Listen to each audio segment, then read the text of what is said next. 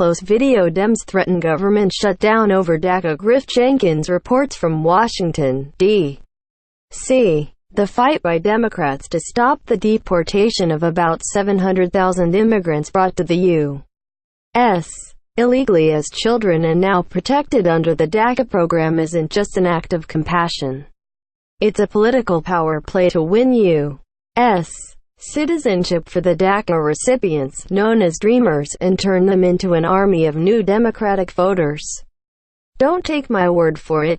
Take the word of veteran Democratic political operative Jennifer Palmieri, who is the communications director for Hillary Clinton's failed 2016 presidential campaign.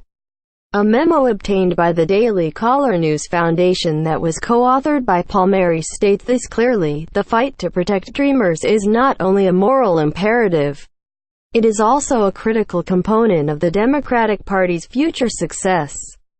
Quote, not clear enough. The memo also says, if Democrats don't try to do everything in their power to defend Dreamers, that will jeopardize Democrats' electoral chances in 2018 and beyond. Quote, DACA stands for Deferred Action for Childhood Arrivals. President Obama created the program by executive order in 2015 to allow children brought to our country illegally by their parents to temporarily remain here if they met certain conditions. Contending that President Obama had no right to create the program without congressional approval, President Trump wants to end DACA in March unless Congress enacts legislation to preserve it.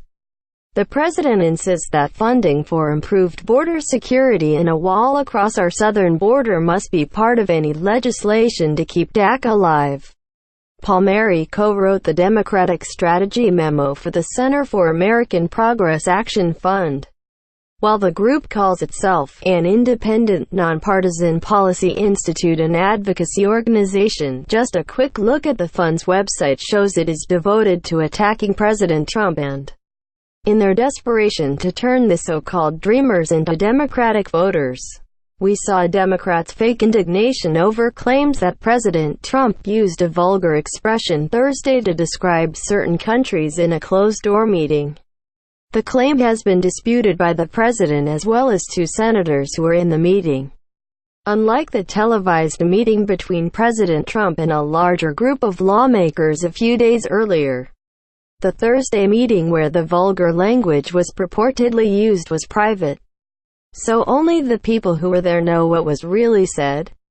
We haven't seen people this up in arms over the use of a word since President Clinton forced the country to debate the definition of the word is when discussing his sexual misconduct with white intern Monica Lewinsky. During his televised meeting with lawmakers, President Trump made it clear that he was very willing to work with Democrats on immigration reform, particularly on the extension of DACA, in exchange for a border wall and ending both chain and the diversity lottery program that grants visas to 5,500 people each year from countries with low rates of immigration to the U.S. By all accounts it seemed to be an amicable meeting. Even Sen. Lindsey, Amnesty, Graham, RSC, acted as though he wanted to work with the president. But once the cameras were off it was business as usual. The Democrats' idea of working together in a bipartisan way is for Republicans to roll over and cave into just about every Democratic demand, while Democrats give up virtually nothing. Without a deal to their liking, Democrats would abide by the Palmieri memo and make DACA a campaign issue for the 2018 midterm elections. It appears this is exactly what will happen. Sen. Dick Durbin, D.L. negotiated a proposed extension of the DACA program with pro-amnesty Republicans. They threw in a path to citizenship and proposed letting recipients sponsor relatives and parents to live in the U.S. for renewable 3-year periods. Their deal would increase chain migration instead of ending it, and only allocated $1.6 billion for the construction of a border wall or fence that will cost $20 billion or more. When Senators Durbin and Graham walked into the Oval Office, excited to offer President Trump virtually nothing he had asked for, did they think he wouldn't notice? You can't blame President Trump, a master deal maker, for turning down that offer. Durbin quickly set out to change the narrative.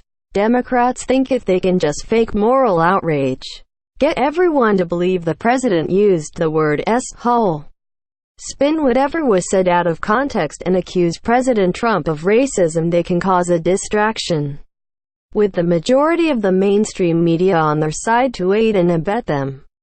The Democrats have managed to get the media and many Americans talking about a supposedly racist president instead of a merit-based immigration system, on which the American people largely agree with President Trump.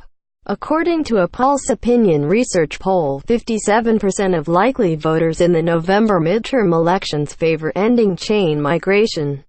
In the movie Wag the Dog, the White House fakes a war with the nation of Albania to cover up the president's extramarital affair. The president's political consultant, played by Robert De Niro, might as well be advising Durbin, what difference does it make if it's true? If it's a story and it breaks, they're gonna run with it. Quote, "Unfortunately, that's the sorry state of most journalism today." Durbin has a history of having trouble with the truth when it comes to private White House meetings. According to Politico, in 2013, Durbin wrote on his Facebook page that a GOP House leader told President Obama, "I cannot even stand to look at you," during a closed-door negotiation. Then White House Press Secretary Jay Carney said unequivocally that never happened. No matter, Durbin's outrage was straight out of the Palmieri memo. It's not about DACA, it's about winning votes and seats in Congress for Democrats for many years to come. Democrats believe they need this issue because they're out of ideas. The clock is ticking on the next election cycle. You can almost smell the fear coming from the Democrats, who've spent the last year parading around Washington on their moral high horses, while offering no solutions or ideas. Now they're scrambling for something to save their seats. They've decided that something is DACA. Lauren Debilisipel was Deputy Press Secretary for then-Sen.